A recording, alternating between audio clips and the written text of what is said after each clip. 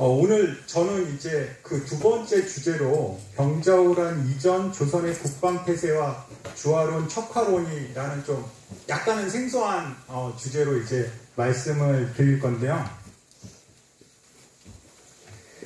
예, 먼저 첫 시간에 이제 그 구범진 선생님하고 이제 병자호란 그 1년간의 그 얘기에 대해서 굉장히 상세하게 들으셨을 겁니다. 그래서 제가 박물관 측에 의뢰받은 내용은 그럼 병자호란 발발하기 이전에 좀 조선에 대한 얘기를 해달라고 이제 말씀을 들어가지고 이런 주제를 선택을 하게 됐습니다. 그래서 첫 번째, 제가 50분 강의하고 이제 10분을 쉴 건데요. 첫 번째는 조선의 국방태세. 그러니까 조선이 정말 이 병자호란이라는 전쟁을 앞두고 어떻게 국방 준비를 하고 있었는지, 그다음 뭐 국방과 관련한 게 외교니까 또 외교 준비는 어떻게 하고 있었는지, 그런 문제를 살펴보고, 그다음 두 번째는 이제 조선이 이 병자호란이라는 전쟁을 앞두고 왜 청과 화의하지 못했나, 전쟁으로 돌입할 수밖에 없었나, 이 문제에 대해서 살펴보도록 하겠습니다. 먼저 병자호란에 대해서 간단히 설명을 드리면, 병자년, 인조 14년이죠. 그때 음력 12월 무인일에 발발을 했습니다. 그리고 정축년, 인조 15년, 음력 1월 경호일에 종결이 됐습니다. 이게 다 음력 날짜고, 뭐 여기 좀 나이 드신 어르신들께서 계시기 때문에 저보다 더 잘 아시겠지만, 이 음력 강기는 양력으로 치면은 이제 두 해가 되는 거죠. 이렇게 걸쳐져 있죠. 그렇게 이제 보면은 병자년이 이제 1636년이 아니라 우리 교과서에 실려 있는 것처럼 1637년 1월에 발발했다는 얘기는 아마 저 지난 강의 시간에 다 들으셨을 거라고 생각을 합니다. 그래서 이 전쟁을 당대 사람들은 뭐라고 불렀냐 하면 병자년의 노라는 건 오랑캐입니다. 오랑캐가 일으킨 난리라고 이제 적었고요. 그러니까 우리가 전쟁을 옛날 사람들은 난이라는 표현으로 많이 하잖아요. 뭐 임진왜란, 정유재란 이런 것처럼. 그 다음에 정축년에 임금이 남한산성에서 내려갔다. 그래서 이걸 굉장히 항복한 걸 이제 돌려서 표현을 한 겁니다. 정축하성이라고 표현을 합니다. 그래서 지금 후대 역사가들은 이 두 개를 합쳐서 그냥 병자호란, 호자는 오랑캐 호자하고 같은 건데요. 이렇게 이제 부르고 있는 겁니다. 이게 한국사에서 이제 어떤 의미를 갖고 있는지 살펴보면은 여러분이 더 이 뭐 사극이나 소설에서 나와서 잘 알고 계시겠지만 굉장히 일방적인 이제 참패를 당한 거죠. 이 임진왜란 때는 뭐 이순신 수군의 활약이라든지 의병의 분전이라든지 이런 것도 있었지만 이거는 어떻게 됐는지 의병이 이렇게 막 적극적으로 일어나서 활약하는 흔적도 보이지 않고 또 광군은 광군대로 굉장히 뭐 싸우려고 노력은 했으나 이제 결과적으로는 전쟁에서 패배하고 그 다음에 우리나라 역사상 굉장히 보기 드물게 국왕이 직접 성을 나가서 이민족 군주에게 항복한 경우입니다. 그러니까 고구려나 백제가 멸망할 때도 국왕이 성을 나가서 항복했지만 그때는 당태종한테 항복한 게 아니라 당태종이 보낸 이제 장군한테 항복을 한 거죠. 그래서 나중에 이제 당나라 수도 장안으로 끌려가서 거기서 그 당태종을 봤는데 이 경우는 이제 인조가 직접 홍타이지 앞에 무릎을 꿇고 항복을 한 거죠. 뭐 이렇게 이제 가슴 아프고 치욕적인 역사가 있나 싶을 정도입니다. 그래서 이 전쟁을 계기로 청과 조선은 군신 관계라는 걸 체결을 합니다. 일종의 이제 외교 관계인데 옛날의 외교 관계는 불평등한 외교 관계가 대부분이었어요. 그러니까 이 군주의 관계가 그 나라의 국격을 정하는 겁니다. 청나라 황제가 인조의 임금이 되고 인조는 그 신하가 되니까 이제 조선과 청나라의 국격도 그렇게 되는 거죠. 군신관계를 체결하고 사대라는 말도 아마 많이 들어보셨을 겁니다. 조금 이따 설명할 건데 이 경우는 지금의 외교 정도로 그냥 이해하시면 대체로 유사한 개념이라고 할 수가 있겠습니다. 사대를 좀 설명을 하죠. 여기서 여기서 제 강의 사대에서 이제 자주 나오는 말이 사대이기 때문에 사대에 대해서 좀 설명을 드리도록 하겠습니다. 사대가 뭐냐 하면은 이제 중국이나 그 주변에 여러 크고 작은 나라들이 있잖아요. 그 나라들이 이제 관계를 맺는데 그 관계 맺는 것과 관련된 용어입니다. 이 사대의 사는 여기선 일사라는 명사가 아니라 섬긴다라는 뜻의 동사입니다. 이 대는 대국이에요. 큰 나라를 섬긴다라는 그런 뜻이고요. 그 다음에 소는 작은 나라라는 뜻이고 여기에 자자는 글자할 때 자자가 아니라 어루만진다, 보살펴준다 이런 뜻입니다. 그러니까 소국과 대국 사이에 뭔가 관계를 뜻하는 용어라고 이해하시면 됩니다.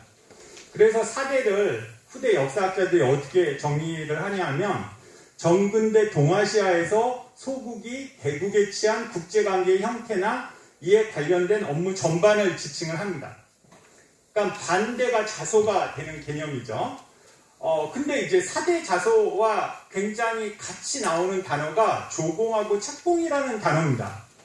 한나라, 이 장기판에 보면은 이제 초나라, 항우가 세운 초나라하고 유방이 세운 한나라가 이제 장기판에서 싸움을 하는데 그 유방이 세운 한나라 이후로 중국 왕조의 주변 국가나 부족이 이른바 사대, 외교관계를 맺을 경우 대개 조공과 책봉의 의뢰가 수반이 되는 겁니다.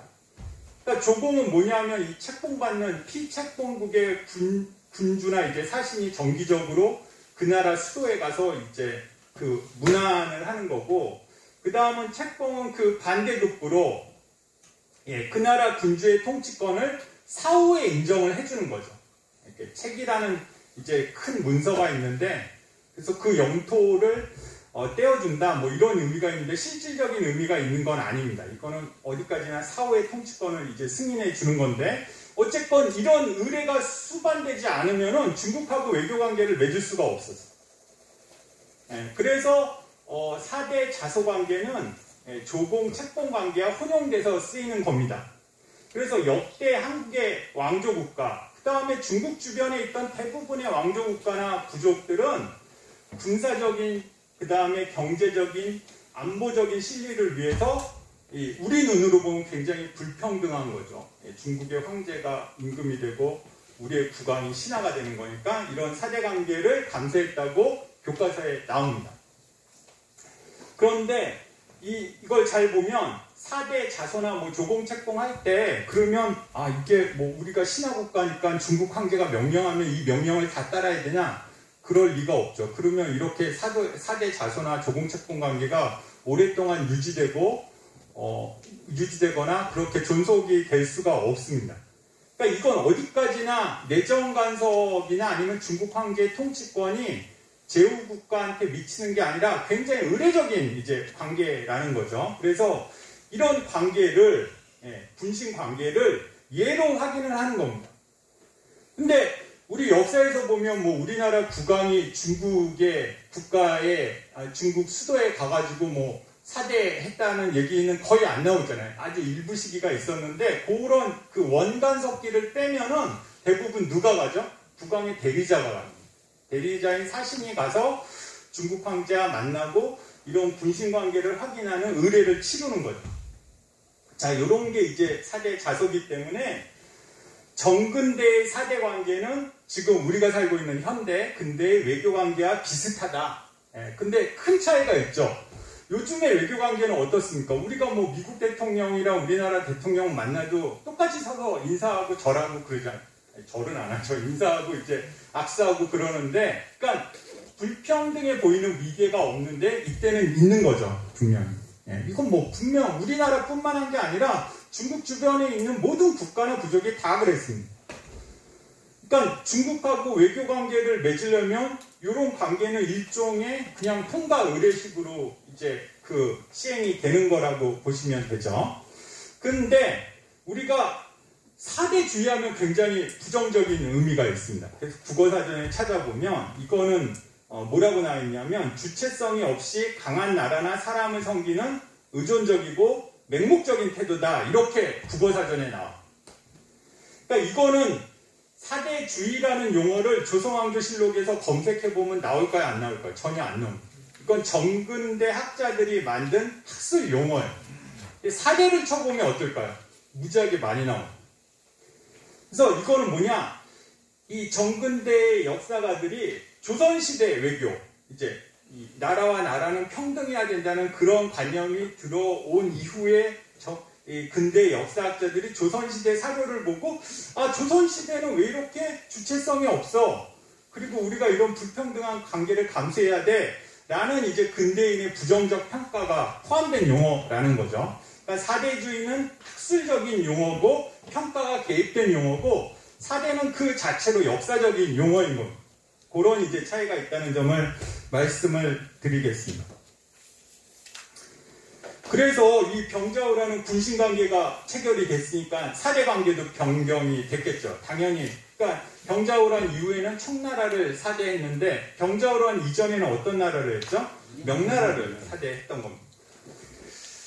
자, 그 다음에 근데 이런 이제 굉장히 역사적인 의미가 있고요. 그 다음에 또 하나 중요한 거는 뭐냐 하면은, 이렇게 이 조선기 이전의 사대관계를 보면 뭐 고려도 그렇고, 고려 같은 경우엔 여러 나라와 사대관계를 맺었죠. 예를 들어 중국 대륙의 패권이 뭐 송나라였을 땐 송하고 사대관계를 맺고, 거란족이 세운 요나라였을 땐 요나라하고 사대관계를 맺고, 그 다음에 여진족이 세운 금나라가 있었을 때 금나라하고 사대관계를 맺고, 몽골족이 세운 원나라가 들어가니까 원나라하고 사대관계를 맺습니다. 이렇게 변화가 됐다라는 거죠. 그런데 조선 같은 경우에는 여러분 잘 아시겠지만 그렇지 않아요. 끝까지 이제 명을 선택하면서 병자호란이라는 전쟁이 일어났는데, 이게 굉장히 재밌는 게 뭐냐면, 이렇게 참패로 끝났음에도 불구하고 조선 내부에서 여전히 명에 대한 의리를 지켜야 된다라는, 이런 걸 이제 대명의리론이라고 합니다. 이것도 학자들이 만든 용어입니다. 그 다음에 사실은 병자호란이라는 어떤 그 전쟁의 피해를 안 받으려면 그냥 청하고 평화관계를 맺으면 되잖아요. 명하고 관계를 단절하고. 예. 근데 청하고의 평화를 반대하는 의견이 척화론이에요. 이런 척화론이나 대명의리론이 1630년 이후에도 계속 조선 내에서 대세를 이루고 있었다라는 거죠. 더 재밌는 건 뭐냐면, 명나라가 멸망했습니다. 병자호란 한 10년도 채 지나지 않아서 1644년에 멸망했는데도 이런 이론이 대세를 이루고 있었다. 그래서 이런 사람들이 한마디로 조선의 정치, 사상, 문화계의 주도권을 잡고 있었고, 그런 분들 중에 이제 여러분들이 알만한 분은, 제일 유명하신 분이, 예, 여기 왼쪽에 계신 우암 선생이죠. 송시열 같은 분들이. 그러니까 우리가 송시열 하면은 서인의 지도자고, 서인 내에서도 노론이라는 그룹의 이제 지도자라고 알고 있습니다. 송시열 같은 분이 이제 대표적인 척화론, 대명의리론의 계승자였고, 그 다음 오른쪽은 이 대보단이라는 건데요. 대는 이제 크다라는 형용사고요. 보는 한자로 두 가지 의미가 있습니다. 뭐 보도하다 할 때 보자가 있고, 그 다음에 갚다라는, 결초보온이라는 그 한자 아마 들어보셨을 텐데, 큰 은혜를 갚는 단이라는 거죠. 단이라는 건 평평한, 예, 이런 정사각형의 그 입방체를 말하는데, 여기 보면 건물이 없죠. 예, 건물은 없고 그냥 단만 만들어 놓고 이 은혜를 이제 기리는 거죠. 저도 가보지 못했습니다. 여러분, 우리 창덕궁 가면은 문화 해설 해설사들의 그 안내를 받아서 창덕궁 후원, 옛날에 저 학교 다닐 때는 비원이라고 불렀었는데요. 거기를 이제 가게 되는데, 그 안에 공개되지 않은 공간이 있습니다. 맨 왼쪽 위에. 이게 이제 대보단인데, 누구의 은혜냐 하면 명나라의 은혜입니다. 구체적으로 명나라 황제의 은혜죠. 어떤 은혜일까요? 임진왜란 때 명나라가 도와줬잖아요. 지상군을 파병을 해서, 수군도 파병해서 그 은혜를 갚는 은혜. 그러니까 그때 도와준 명나라의 황제가 만력제였고, 명나라 마지막 황제가 순정제였고, 명나라 첫 번째 황제가 홍무제였습니다. 이 세 분을 이제 기리는 단을 세워놓고, 이걸 세운 임금이 숙종 임금입니다. 장희빈의 이제 남편이었죠. 숙종 임금이었고, 이 단을 확대시킨 임금이 영조였어요. 그 다음에 더 놀라운 사실은 이 단에 가장 열심히 제사를 지낸 인물이, 그러니까 출석률이 제일 높았던 인물이 누굴 것 같습니까? 정조임금. 네, 이런 이제 그 역사적 사실이 있습니다. 그래서 이 병자호란이라는 주제가 최근 한국사학에 굉장히 뜨거운 관심이 집중된 주제 가운데 하나고, 아마 이런 영향 때문에 진주박물관에서도 병자호란에 대해서 다양한 견해를 가진 이제 학자들을 초청을 해서 이런 교양 강연을 여는 것입니다. 그래서 그 척화론하고 주화론에 대해서 좀 살펴보겠는데요.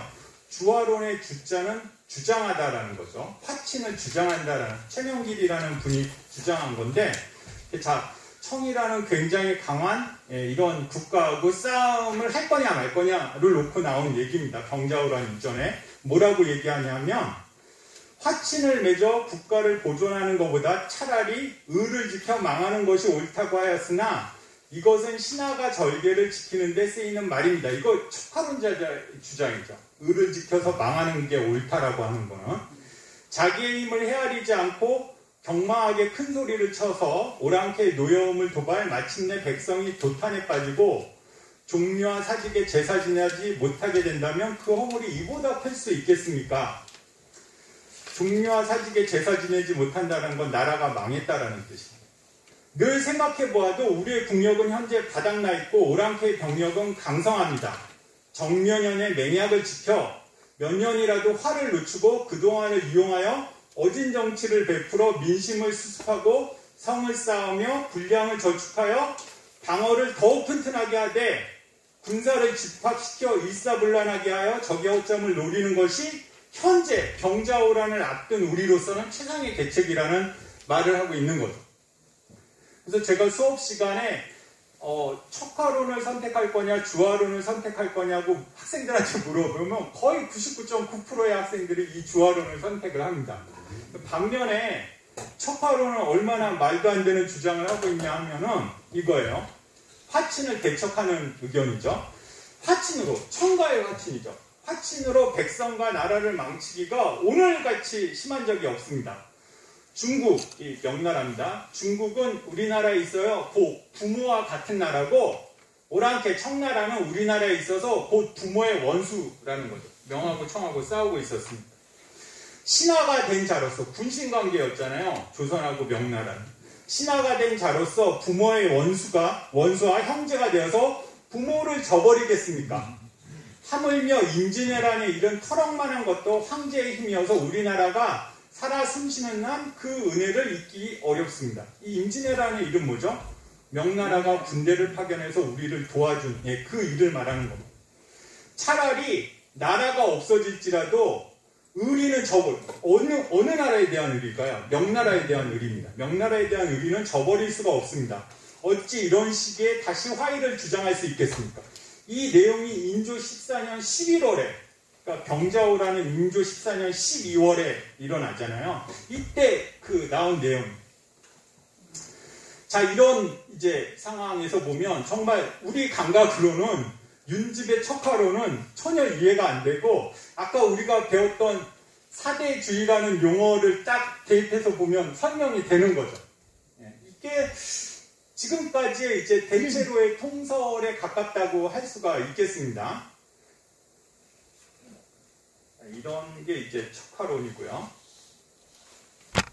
그래서 병자호란에 대한 패인에 대한 일반적인 인식을 보면, 잠깐만 제가 자켓을 벗겠습니다. 실내가 약간 좋네요. 아까 이 제주준이라는 게 있는데, 제는 다시제자죠. 조는 만들 조자입니다. 그 다음에 지는 여기서는 이제 형용사 어미고요. 은은 은혜예요. 나라를 다시 만들어준 은혜. 언제? 임진왜란 때 명나라가. 이거는 제주지은은 사료에도 많이 나옵니다.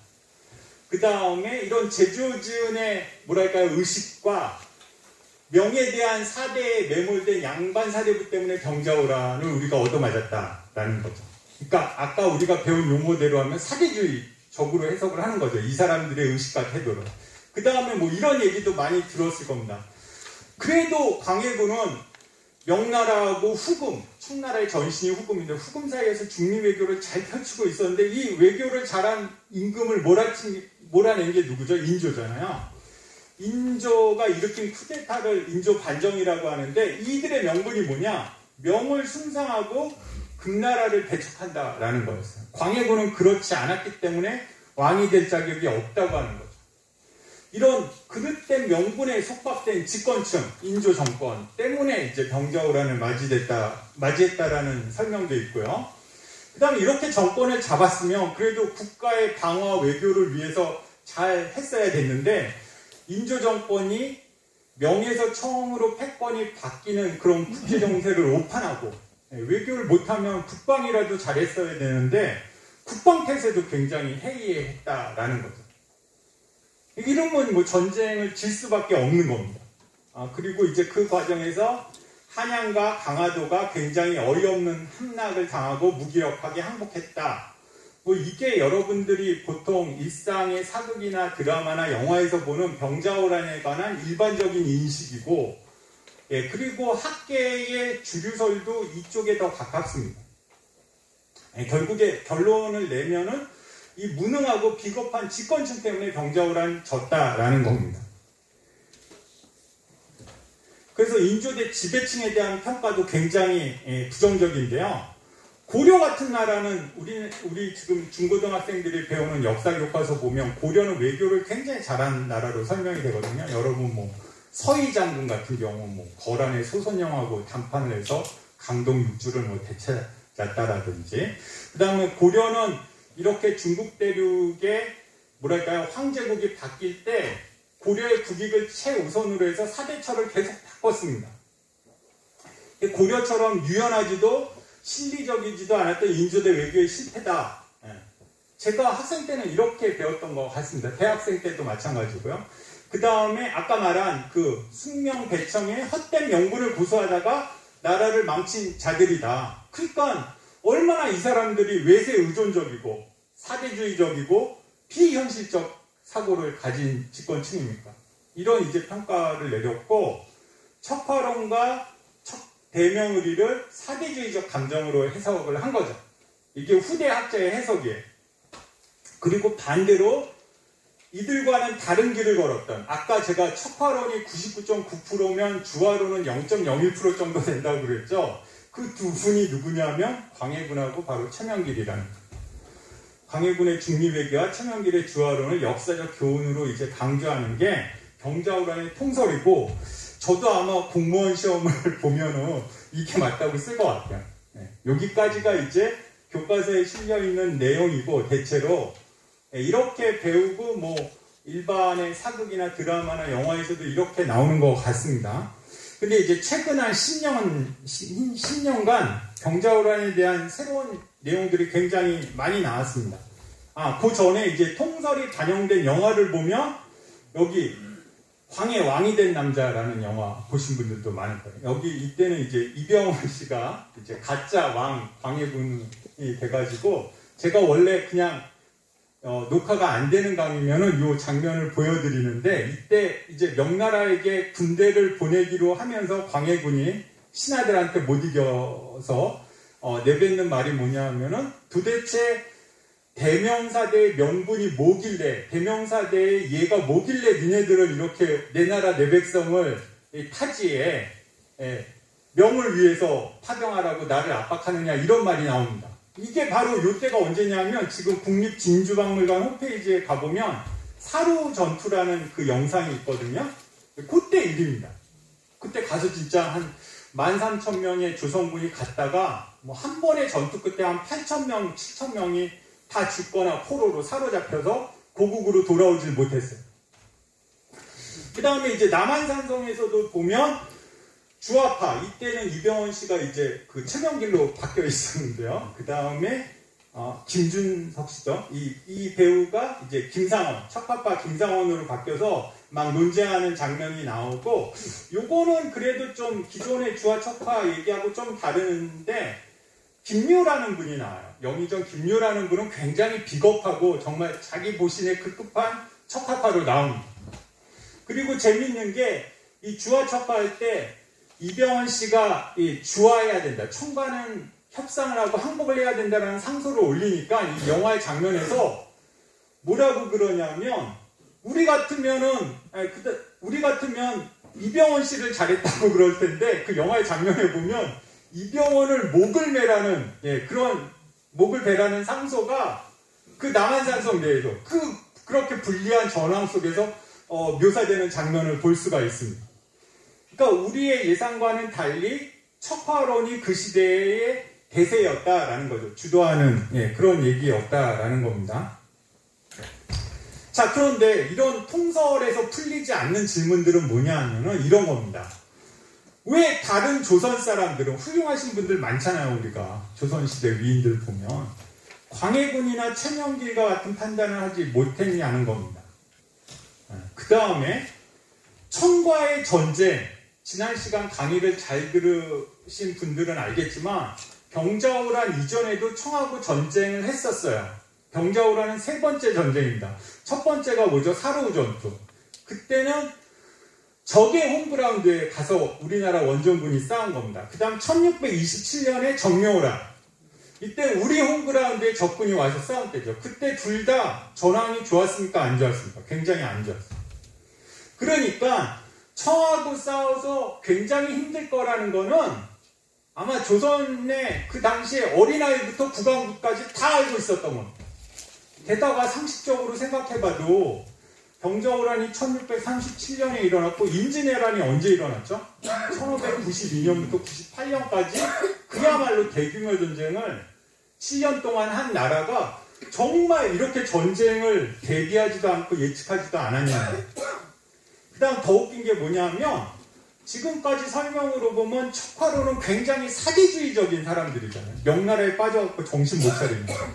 그러면은 뭐 이때까지 병자호란 때까지는 그래 명이 아직 강하지 않아서 그랬다고 이해를 하는데 그럼 명나라가 청나라한테 왜 완전히 멸망한 뒤에도 척화론의 계승자들이 대명의리론을 주장했냐는 거죠. 그리고 그들이 대세를 이루고 있었냐는 거죠.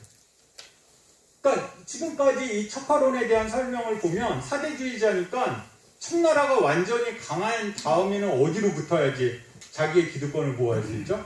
청나라에 붙는 쪽이 더 유리하다. 그 다음에 뭐 심지어 이 척화론의 계승자들은 청나라에 복속도 하지 않고 표종대는 뭐 북벌을 하겠다라는 이런 주장까지 했어요. 그래서 이런 질문들을 놓고 보면은 그 사람들이 대명의리라고 했던 거, 명에 대한 의리라고 했던 거, 그 다음에 척화를 위해서 지키려고 했던 가치와 신념의 실체는 뭐냐? 그게 과연 우리가 지금 이해하듯이 명나라인가? 명나라 황제인가라는 의문을 품지 않을 수가 없다라는 겁니다. 거기에 대한 설명을 이어가도록 하겠습니다. 그래서 이제 한 20분 남았는데요. 이 부분 전쟁 이전 조선의 국방과 외교에 대해서 살펴보겠습니다. 그러니까 병자호란의 전쟁을 예측도 못하고 대비도 안 했는지 이건 통설에 가깝죠. 그 다음에 예측은 했는데 대비를 못한 건지 그 다음에 예측도 했지만 대비를 안 한 건지 안 한 건지 못한 건지는 굉장히 차이가 있는 거잖아요. 저는 병자호란이 일어나면은 조선이 굉장히 불리하다는 걸 광해군과 마찬가지로 인조도 다 알고 있었다라고 생각을 해요. 그래서 나름대로 군사적인 대비를 광해군 못지않게 열심히 합니다. 그런데 왜 졌냐? 이거는 뭔가 구조적인 문제가 있다라고 생각을 하는 거죠. 그 다음에 외교 문제에서도 그러면 명나라를 믿고 우리가 병자호란을 일으켰는가, 아니 저 병자호란을 당했는가라고 생각해 보면은 사실 명나라가 도와주지 않거나 못하리라는 거를 인조부터 다 알고 있었다라는 겁니다. 이런 부분에 대해서 이제 말씀을 드릴 거예요. 인조 정권하고 척하파까지도 그때는 이제 후금이죠. 후금하고 싸우면은 우리나라가 불리하다라는 걸 다 알고 있었습니다. 전쟁을 해봤으니까. 그리고 전쟁에서 싸웠던 사람들이 다 조선에 돌아와서 그런 말을 한 목소리로 내고 있습니다. 그래서 인조 반정 초부터 병력의 양성이나 분량을 조달하고 그 다음에 축성이라는 건 성을 쌓는 거죠. 이 후금 애들은 유목민이기 때문에 우리가 평지에서 싸우면 우리는 말이 없기 때문에 굉장히 불리합니다. 비교하면 적들은 탱크를 가지고 오는 거고 우리는 그냥 보병으로 맞서 싸우니까 뭔가 견고한 진지를 구축을 해야 되는 거죠. 그래서 성을 쌓고 그 다음에 그 사루 그 단편 영화에서도 보면 청나라의 선발대들은 굉장히 두꺼운 갑옷을 입고 그러니까 우리가 기존에 갖고 있었던 활은 그 갑옷을 뚫지 못합니다. 그러니까 관통력이 좋은 조총이라든지 그 다음에 성에서 방어하기 쉬운 대포 같은 거를 생산하는데 굉장히 주력했어요. 굉장히 애를 썼습니다. 광해군 못지않게 애를 썼는데 안 된 겁니다. 다 보시면 사실은 이 군비를 강화한다라는 거는 뭐가 드는 일이죠? 돈이 굉장히 많이 듭니다. 근데 돈이 지금도 마찬가지인데 지금도 뭐 대한민국 국방력을 2배로 증가하려면 우리가 어떻게 해야 돼요? 세금을 많이 내야 되죠. 이때도 같은 문제입니다. 그러니까 군비를 강화하려고 하는데 그러면 증세가 이제 수반이 됐고요. 이게 여론의 지지를 얻지 못했다는 게 가장 큽니다.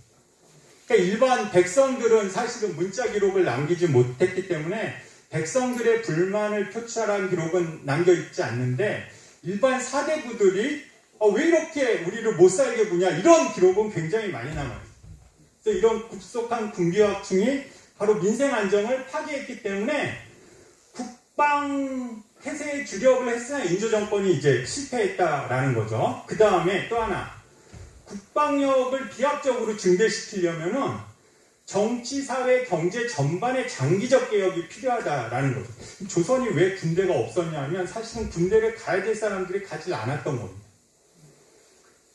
그럼 뭐 임진왜란 이전에 군역제도가 문란했다라는 얘기는 여러분들 뭐 많이 들으셨을 텐데 그 사람들이 다 어디 있는 거예요? 뭐 양반 신분으로 도망가거나 아니면은 양반의 노비로 이렇게 들어가 있었던 거죠. 그러니까 조선 인구에 비해서 노비가 너무 많아요. 임진왜란 때 왔던 명나라 장수들이 군대에 온 사람들은 되게 비리비리합니다. 늙고 힘도 없고. 근데 멀쩡한 애들이 막 걸어다녀요. 옆에도. 쟤네들은 뭔데 군대 안 왔냐 물어보면 다 양반 노비들이었다. 근데 지금이나 예나 그러니까 군대를 개혁한다라는 거는 노비제를 개혁한다라는 거고 이거 다음엔 뭐예요? 양반의 기득권을 건드린다. 그 양반이 인조 정권과 직접적, 간접적으로 다 연관 있는 사람들인 거 아니에요. 이 고양이 목에 방울을 누가 달 것인가 이게 굉장히 뜨거운 문제였던 겁니다. 그러니까 이게 단순한 군대 문제가 아니고 예를 들어 저는 광해군이었다도 이 문제는 못했을 거라고 생각합니다. 실제로 그랬습니다. 그러면 이렇게 국내의 어떤 자체적인 국방력이 안 되면 그럼 명이라도 좀 확실하게 우리 동맹으로 끌어들였냐. 이게 안 되는 게 뭐냐면 명과의 연합작전 가능성도 희박하다고 인조정권 사람들이 정확하게 예상을 하고 있었다는 거죠. 명나라 뭐냐면은 자기 코가 석자입니다. 임진왜란 때는 그 명나라 군대가 우리가 만주라고 알고 있는 요동 땅을 통해서 들어왔어요. 그러니까 육지로 오는 거죠, 군대가. 요동 땅이 명나라 땅입니다. 그런데 그 요동 땅을 지금 만주족한테 뺏긴, 후금한테 뺏긴 이후에는 어떻게 와야 되죠? 배를 통해서 이거 불가능. 쉽지 않습니다. 지금처럼 동력선이 아니기 때문에. 그 다음에 명나라도 그 후금을 막게 급급해요. 왜냐하면 그 만리장성 산해관이 뚫리면 바로 북경이 코앞에 있기 때문에 그들을 거기서 막는데도 급급합니다.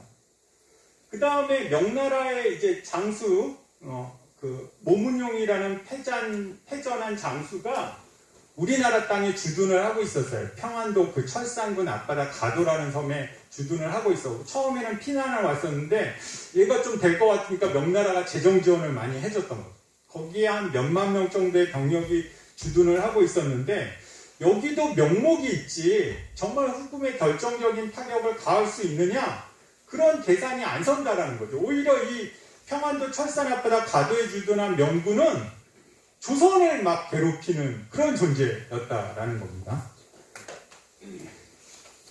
그래서 가도의 위치를 보면 여기입니다. 예, 여기 지금 여기가 신의주고 아마 단둥은 갈 수 있으니까 가보신 분들도 있을 거예요. 압록강에서 우리가 북한 땅으로 가장 가까이 갈 수 있는 게 여기 단둥입니다. 이렇게 맛보고 있는 곳인데 여기에 이제 아래로 가면 철산군이 있는데 이 앞바다에 몇 개의 섬들이 있습니다. 가도나 신미도, 대하도 뭐 이런데 이제 명나라 군대가 주둔을 하고 있었던 거죠. 그러니까 요 군대들은 이런 연안항로를 따라서 명나라하고 연결이 될 수가 있었던 거예요. 그러니까 후금 입장에선 얘네가 굉장히 신경이 쓰이긴 하죠, 사실. 이 주둔했던 군대의 대장이 모문용이라는 장수였고요. 그 다음에 요건 호패인데요. 호패는 뭐냐 하면은 지금 치면 주민등록증 같은 겁니다. 이거를 다 차게 해야지 조선 정부가 뭐 16세부터 60세까지 이제 군역을 지게 되는데 이들로부터 군대 병력 자원도 뽑고 세금도 내게 하는 그런 신분증이었습니다. 근데 이거를 차게 하기가 쉽지가 않았다라는 겁니다. 이걸 너무나 촘촘하게 하면은 금방 민간에 그런 뭐랄까요, 이 불만이 터져 나오기 시작했던 거예요. 그래서 사실 이런 호패를 잘 정리해야, 이걸 통해서 인구를 잘 파악해야 군대도 늘릴 수가 있는데 이런 시도를 사실은 광해군 때부터 꾸준히 했는데 이게 잘 안 됐던 겁니다. 그래서 명군의 전력에 대한 인조 정권의 인식과 평가를 보면요. 인조 2년, 1년, 1623년 6월이니까 이거 인조 정권 들어선 지 얼마 안 되는 때입니다. 광해군이 1623년 3월에 쫓겨났거든요. 이때 무슨 얘기를 하냐면 이 임금은 누굴까요? 광해군일까요? 인조일까요? 인조입니다. 저 후금군의 군대 운용은 우리나라와 달라 일이 있으면 즉시 출동하고 행군도 매우 빠른데 우리 방비는 이처럼 허술하다. 근래 패단을 말하는 자는 많은데 패단을 해결할 계책은 들리지 않으니 앞으로 어떻게 해야 할지 모르겠다. 모문용, 이 명나라 장수죠. 모문용이 혹 지원해 줄 수 있겠는가라고 물었다. 이정구가 적병이 압록강을 건넌다 하더라도 모문용은 반드시 출정할 리가 없다라고 이렇게 얘기를 해요. 자기 몸 지키기에 바쁘다라는 거죠. 그리고 거느리고 있는 명나라 군대도 모두 오합지졸인데 어떻게 쓸 수 있겠냐는 거예요. 믿을 수 있다 없다? 없다라는 겁니다. 임금이 인조죠. 한졸. 명나라 군대가 이미 모두 사기를 잃어 자신을 구제하기에도 넉넉지 못할 터인데 어떻게 우리를 지원할 수 있겠는가라고 했어요. 명군을 믿고 있는 건가요? 못 믿는 건가요? 못 믿는 거죠. 이런 사료가 인조실록을 찾아보면 부지기수로 많습니다. 한 100편을 찾아보면 거의 99번이 이런 내용들이, 아니면은 이 모문용의 군대가 조선 백성들을 너무 괴롭힌다, 뭐 이런 내용들. 그래서 이걸 잘 보여주는 게 인조의 이제 그 애통 교서라는 건데요. 교서는 지금 치면 뭐죠? 대통령의 대국민 담화죠. 굉장히 큰일, 나라에 정말 좋은 일이 있을 때나 아니면은 나쁜 일이 있을 때 뭐합니까? 대통령이 대국민 사과를 하죠. 내가 이런 정책을 폈는데 이런 정책은 국민의 뜻과 부합하지 않고 국민을 괴롭히는 정책이었다. 앞으로 하지 않겠다라고 이제 사과하는 경우가 대국민 사과의 경우잖아요. 그러니까 애통하다라는 거, 이것도 뭔가 지금 나라에 큰일이 일어났는데 뭐냐 하면은 정묘호란 때예요. 1627년에 후금 군대가 또 우리나라에 일방적으로 침략한 적이 있는데 이때 강화도로 피난 가면서 남긴 교서예요. 그러니까 국민들의 마음을 달래는 거죠. 그러니까 이 교서의 내용이 국민들이 가장 바라던 내용을 건드리고 있다고 봐도 무방한 겁니다. 그런데 보면은 뭐라고 그랬냐면 이런 얘기가 나와요.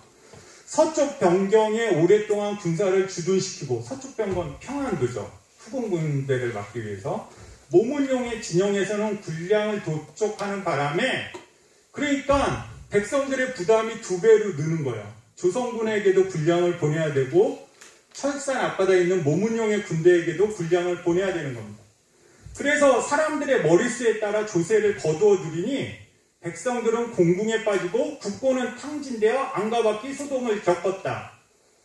인조의 인기는 올라갈까요? 내려갈까요? 곤두박질 쳤을 겁니다. 비록 부득이한 일이었지만 백성들이 어떻게 감당할 수 있었겠는가? 이것이 내가 민심을 잃어버린 세 번째 일이다. 그러니까 우리의 예상과는 달리 군비를 허술하게 해갖고 인조의 인기가 떨어졌던 게 아니라 인조가 군비를 강화하다가 지금 떨어지는 굉장히 역설적인 상황을 보고 계신 겁니다. 그 다음에 같은 교서인데요. 아까 보여드렸던 호패가 나옵니다. 호패법은 본래 도망갔거나 사망한 자들의 결혼을 보충하고 인족의 폐해를 제거하고자 한 것이었으며 백성들을 괴롭히려는 것이 아니었다. 뭐 이런 거죠. 그러니까 예를 들어 여기 지금 이 강의실에 앉아 계신 분들 다 호패를 차고 군대를 가야 되는데 이분들이 도망을 가잖아요. 그럼 어떻게 되냐면은 이분들 이 강의실 옆에 있는 여러분의 친척들한테 부과되지 않아야 될 의무가 부과되는 거예요. 뭐 이런 얘기를 하고 있는 거예요. 그러나 100년 동안이나 폐지되었던 법을 갑자기 거행하여, 그러니까 호패법이 잘 시행되지 않았던 거죠. 우리도 뭐 보면 대한민국 법도 사문화된 조항이 많잖아요. 그런 걸 갑자기 시행했던 겁니다. 100년 동안이나 폐지되었던 법을 갑자기 거행하여 수타 놀고 먹는 사람을 강제로 단속하였으며 군대 가야 되는 거죠. 혹은 세금을 내야 되는 거죠. 그런데 이를 추진하는데 급급하여 점진적으로 하지 못했다. 구속하기를 지나치게 엄정하고 독촉하기를 너무 치밀하게 하니 사람들이 그 불편한 점을 말하였으나 나 홀로 중간에 그만두기 어려워 뭇사람들의 분노를 샀으니 누가 나의 본심을 헤아리겠는가. 이것이 내가 민심을 잃어버린 네 번째 일입니다. 이게 인조 5년 1월 19일이니까 지금 전쟁 중이에요. 후금하고 전쟁 중인데 이 국방을 강하기 위한 호패법이 이렇게 민심의 거센 역풍을 만났기 때문에 결국에 이때 폐기해버리고 맙니다. 이거 안 하면은 정권이 넘어갈 지경이고, 사실은 이걸 해가지고 또 의병의 봉기를 뭔가 기대한 측면도 있어요. 이러면 좀 이 불만을 가졌던 사족들이 자발적으로 의병을 봉기하지 않을까, 뭐 이런 생각을 했던 것 같습니다. 네, 그 다음에 인조 5년 2월 4일이니까 이거는 강화도에 들어간 뒤의 교서입니다. 이때 대국민 담화를 또 낸 거예요. 그러니까 상황이 굉장히 심각했던 거예요. 여기는 아예 자체, 뭐죠? 자기를 책망하는 교서라고 정말 대국민 사과 그 교서를 내리는데요. 뭐라고 얘기하냐? 그럼 우리 같으면 야, 이거 우리가 정말 대도 않는 후금이랑 싸운다는 그런 무모한 외교 노선을 펼쳐서 너희들이 이렇게 고생하고 있으니까 내가 사과한다 라는 내용이 담겨야 될 것 같잖아요. 근데 뭐가 담겼냐면 한번 보십시오. 내가 덕이 없어 큰 난리를 만나니 저기 안주를 통과한 이후부터 누차 차인, 이거 뭐 사신 심부름꾼입니다. 차인이 후서 오랑캐 국서를 보내야 우호를 통하자고 요거 파친하자는 거죠. 개돼지 같은 그들의 말을 믿을 수는 없지만 우리에게 있어 임기응변하여 일시적으로 전쟁을 완화시키는 계책을 삼는 것은 그만둘 수 없는 것인데, 지금 뭐 전쟁에 치면 나라가 없어지면 다 끝나니까 지금 화친을 하겠다라는 거죠. 근데 사실은 굉장히 굴욕적인 화친이죠. 그런데 그 다음 말이 굉장히 재밌어요. 오랑캐의 마음은 헤아릴 수가 없어 심지어 천조 명나라를 거저, 이건 뭐 사대관계를 끊으라는 겁니다. 지금식으로 하면 국교를 단절하라는 말까지 하는데 난 이건 못하겠다는 거예요. 군신의 명분은 하늘과 땅 같아 대의가 분명하니 국가가 멸망하더라도 감히 따를 수 없다. 이거 척화론의 주장이죠. 이게 사실은 이 시점에서 일반 사족들이 듣고 싶었던 말이라는 거예요. 우리의 예상과는 달리. 그러니까 완전 지금까지 강의를 들으시면 아, 이거 조선시대 양반사들들은 완전히 이거 미친 사람들이구나 라고 생각이 드는 게 당연할 겁니다. 그 다음을 보겠습니다. 그래서 장유라는 사람의 해고, 장유는 누구냐면 그 당시에 글을 굉장히 잘 지은 유학자였어요. 그리고 여러분 그 북벌을 추진했던 효정대왕의 장인이었습니다. 그 굉장히 그 인조정권 내에서도 급이 높은 사람이었어요. 이 사람이 어떤 회고를 남기고 있냐면 그 당시 정묘란 때 오랑캐 군대가 강도는 강화도에 있는 임시도읍이라는 뜻입니다. 이 선도자가 아니죠. 강도에서 100여리 밖에 떨어져 있지 않은 평산에 주둔, 황해도 평산인데요.